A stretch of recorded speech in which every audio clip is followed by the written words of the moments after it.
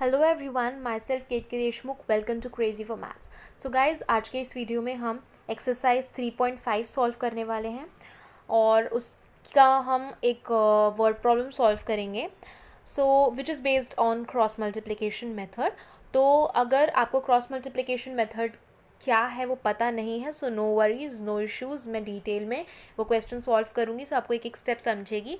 But अगर आपको और डिटेल में समझना हो तो इस वीकेंड पे मैं एक कंप्लीट डिटेल में क्रॉस मल्टीप्लिकेशन मेथड पर एक वीडियो अपलोड करने वाली हूँ, so please make sure to check that out.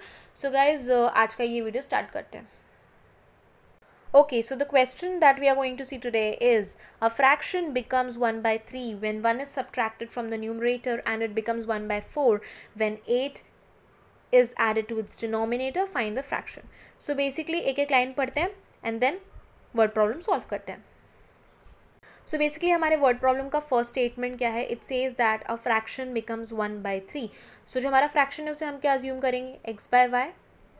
Okay, so it says that it becomes 1 by 3, मतलब उसकी वैल्यू 1 by 3 हो जाती है। कब? जब उसके न्यूमरेटर से when 1 is subtracted from the numerator, मतलब x minus 1। So x minus 1 upon y equal to 1 by 3। Okay, so ये एक फ्रैक्शन के फॉर्म में है। हम इसे standard form which is ax plus b y plus c equal to 0 इस standard form में कैसे लेके आएंगे? इसको क्रॉस मल्टीप्लाई कर देंगे।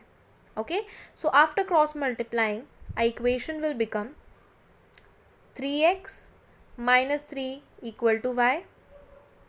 वाई को लेफ्ट हैंड साइड शिफ्ट करेंगे, so it will become 3x minus Y minus 3 equal to 0। yes. Okay, now let's read second statement. So what will I do? I'll rub this upper part here and we'll read second statement and we'll make our second equation. Okay, so what second statement says? It says that it becomes, and it becomes, it matlab fraction, so fraction is x by y, it becomes 1 by 4, so equal to 1 by 4 when 8 is added to its denominator, so y plus 8, y plus 8। अब बोला है okay, आगे का पढ़ने से पहले इसको भी स्टैंडर्ड फॉर्म में लिख लेते हैं।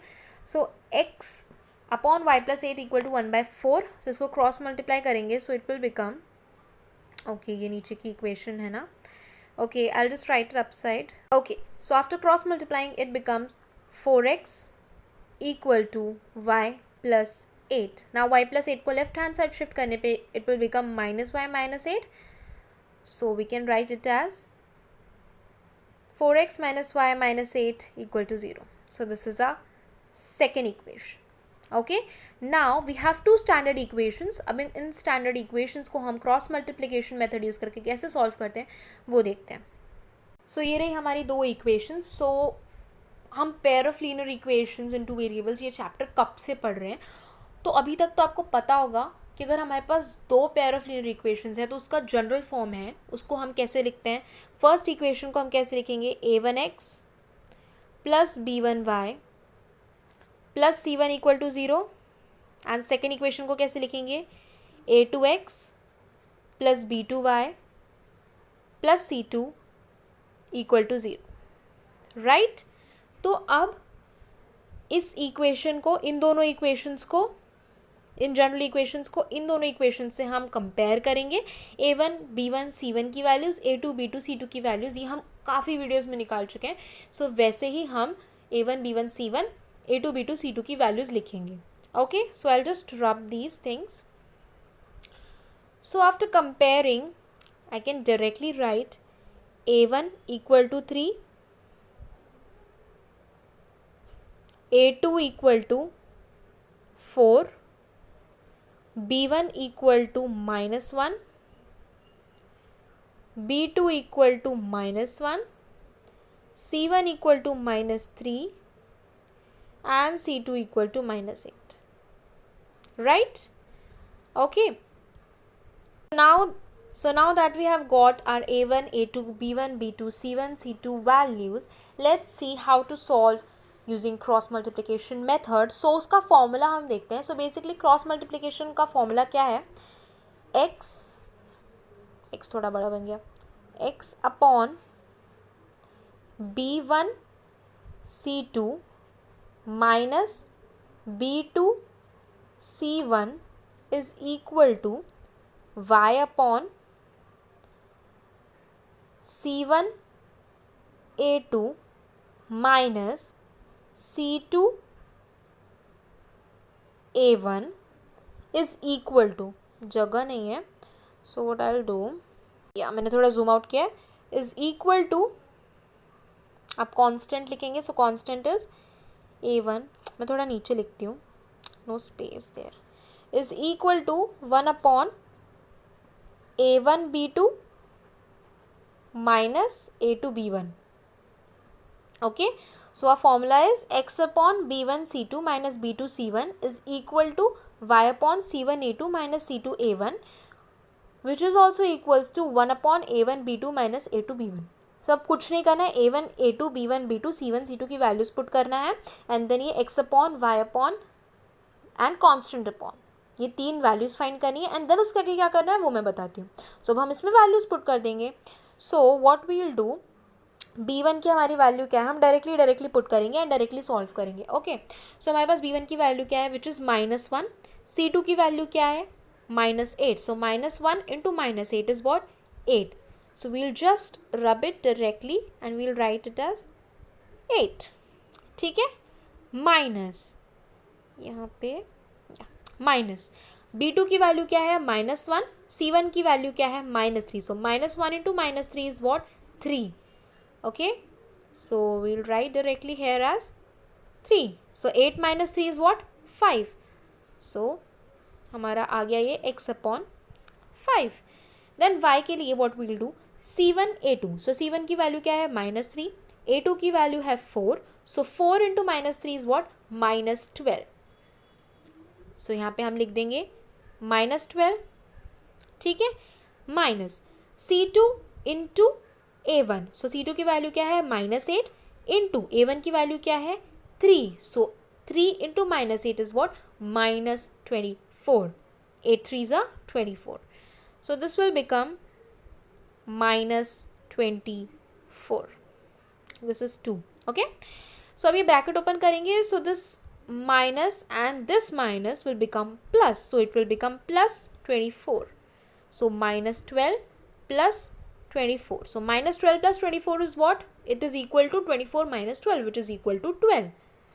So ये रब किया, it will become 12. y upon 12 आ गया.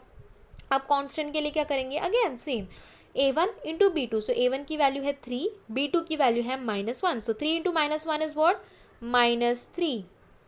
सो यहाँ लिख दिया -3 ब्रैकेट में, माइनस A2 इंटू B1. सो A2 की वैल्यू है 4, B1 की वैल्यू है -1. सो 4 into -1 is what -4. So this will become -4. अब ये माइनस और ये माइनस क्या बन जाएगा, minus minus is plus. So this will become +4. सो -3 + 4 is equal to 4 - 3 which is equal to 1. So 1 upon 1. तो अब हमारा जो फ्रैक्शंस है वो क्या आया, x upon 5 is equal to y upon 12 which is also equals to 1 upon 1. So अब इसको कैसे आगे करेंगे वो मैं बताती हूँ. So now what we have to do is, हमारे पास एक कांस्टेंट का टर्म है. Okay, 1 upon 1 is what 1 only. ठीक है, तो हम इसे डायरेक्टली लिख देंगे 1. तो क्या हो गया, x upon 5 is equal to y upon 12 is equal to 1. मतलब individually x upon 5 is equal to 1 and individually y upon 12 is equal to 1. Right? This is 12. Okay? So, अब अगर हमने 5 को इस साइड मल्टीप्लाई किया, so it will become x equal to 5 into 1. So 5 into 1 is what? 5. So हमारा जो x है वो क्या हो गया, x equal to 5. x, oh no, yeah, x equal to 5. सो हमारा जो x है उसकी वैल्यू क्या आ गई 5. अगेन यहाँ पे 12 मल्टीप्लाई किया तो it will become 12 into 1. So 12 into 1 is what 12. So it will become y equal to 12. So ये हम डायरेक्टली लिख सकते हैं y इक्वल टू 12. सो ये हमारे x और y की वैल्यू आ गई, x equal to 5 and y equal to 12। तो अब हमें क्या करना था, हमें फ्रैक्शन निकालना था। ओके, एक्स एंड वाई की वैल्यू निकाल के यहाँ पे भूलना नहीं है, क्वेश्चन याद रखो, उसमें बोला है व्हाट इज फ्रैक्शन, हमें फ्रैक्शन फाइंड आउट करना है, फाइंड द फ्रैक्शन बोला है। सो हमारा फ्रैक्शन हमने क्या अज्यूम किया था, x बाय वाई। सो अब x की वैल्यू आई 5, y की वैल्यू आई 12, सो हमारा फ्रैक्शन आ गया 5/12। So this is how we solve a word problem और एनी क्वेश्चन। लाइक ये वर्ड प्रॉब्लम से हमने इक्वेशंस बनाई, बट आपको ऐसी अगर कोई दो इक्वेशंस दी हो, कभी फ्रैक्शन के फॉर्म में दी हो, कभी नॉर्मल जनरल फॉर्म में दी हो, नो इश्यूज विद दैट। आपके पास अगर दो इक्वेशंस है so you can easily solve them using cross multiplication method. आपको बस उसका वो फॉर्मूला याद होना चाहिए। अब अगर आपको वो फॉर्मूला याद नहीं रखते बनता, because you know it has A1 B2 B1 C2 something like that, those things, so no worries. On that weekend special का जो मैं वीडियो बनाने वाली हूँ, उसमें आई विल टेल कि वो फॉर्मूला कैसे याद रखना है। तो अगर आपको याद रखने में प्रॉब्लम आ रही है तो आप प्लीज़ वो वाला वीडियो देखना, वो वीडियो बिल्कुल मिस आउट मत करना, because that is going to be very important for you if you are not able to remember this formula, x upon what, y upon what। तो अगर इसमें आपने थोड़ा गड़बड़ कर दी ना तो आपकी वैल्यूज़ ही गलत आ जाएंगी। So that's why please do watch that video, and I hope आपको आज का वीडियो पसंद आया होगा। So if you like this video please like, share and subscribe to my channel, and also please press the bell icon so you will get notified whenever I'll upload any video on my channel. So guys, that's all for today. Have a nice and great day ahead. Bye bye.